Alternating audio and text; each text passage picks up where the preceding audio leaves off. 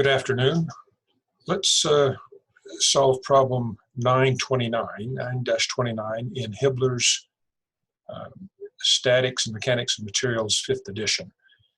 We'll do it manually, and then we'll do the same problem in a CAD system. We use SolidWorks, and we'll try and also calculate the axial deformation. So this is a requirement to determine the elongation of the aluminum strap when it's subjected to an axial force of 30 kilonewtons.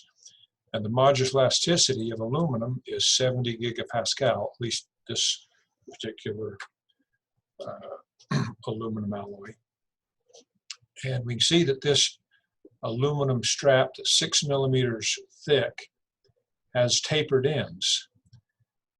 For a constant cross-section, we can use PL over AE, or another version of this equation would be the stress times the length divided by E, because P over A is the normal stress. For the tapered sections, we'd have to use a little bit more complex equation of PL divided by the modulus elasticity times the thickness times the difference between the height in the tall section and the short section, 15 millimeters. So that would be 50 minus 15, or if we put it in meters, 50 thousandths minus 15 thousandths. And then times, that's not supposed to be a comma there, this is just times the product here of the natural log of the ratio of those dimensions. So if we calculate just one end and then multiply it by 2 using this equation, we can get the deformation in both ends.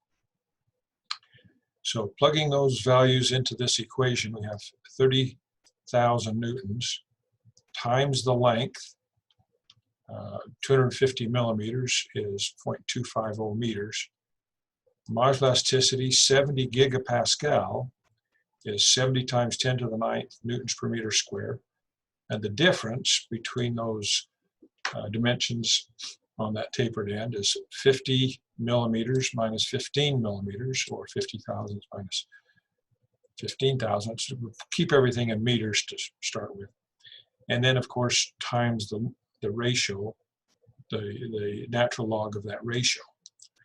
And doing that calculation gives us 6.14 times 10 to the minus 4th meters, or 0.614 millimeters, and then both ends gives us a total axial deformation of about 1.2 millimeters.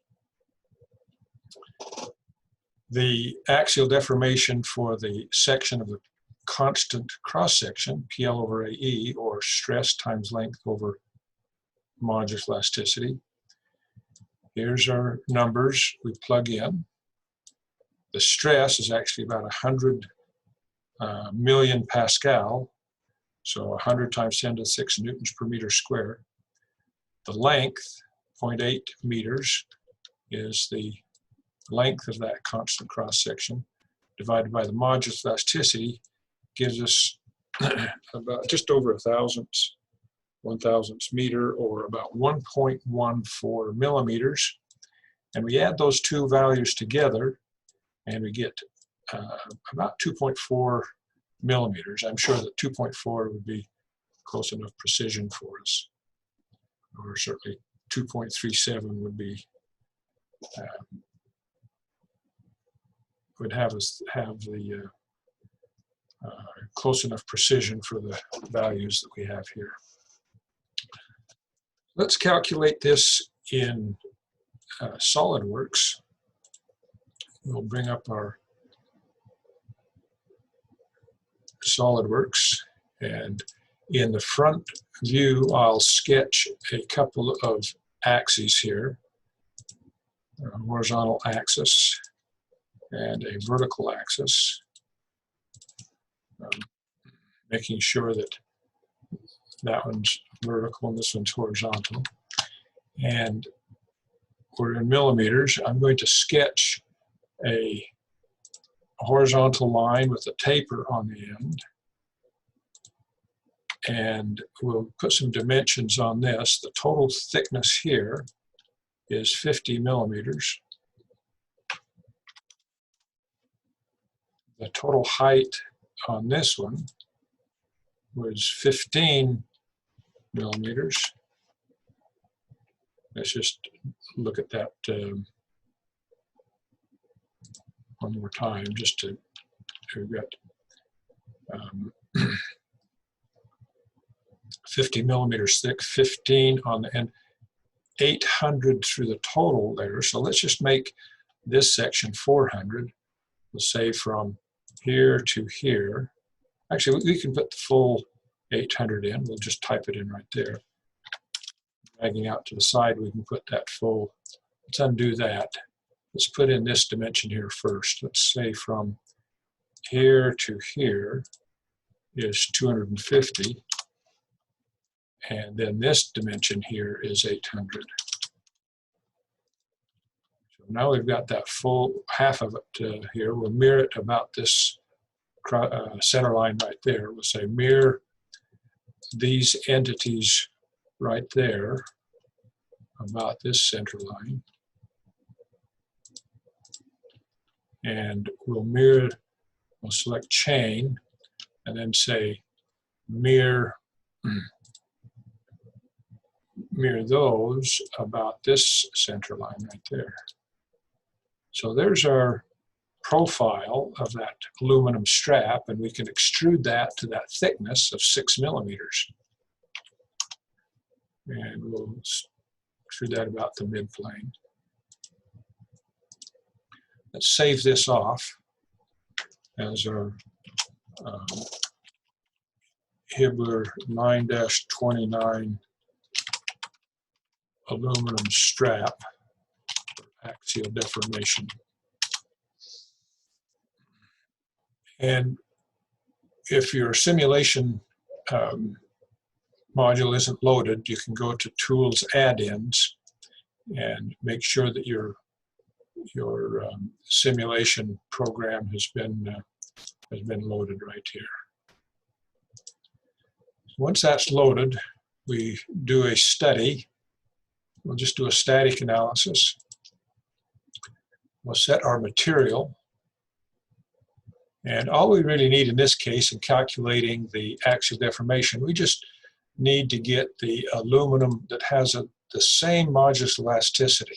So let's come down here to 50 and change our units here to SI units. And we can see that we've got 70 in that range right there.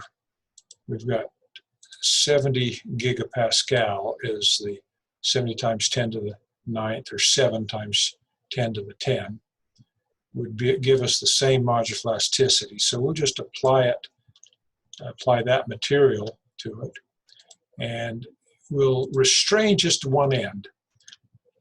We could do just half of this object and restrain at the center, but let's just restrain that end there, and we'll place our load or our force here on this other end. And we're in SI units. We're going to place that as 30,000 newtons, and we'll reverse the direction so it's pulling on it. And then let's mesh this. We'll apply control to our entire object. Let's increase the resolution just a little bit. And then we'll create that mesh.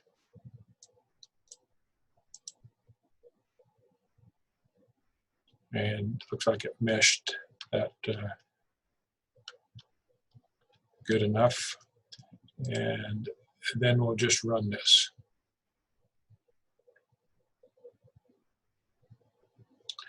And it defaults to newtons per meter square or stress. Let's just show the displacement here.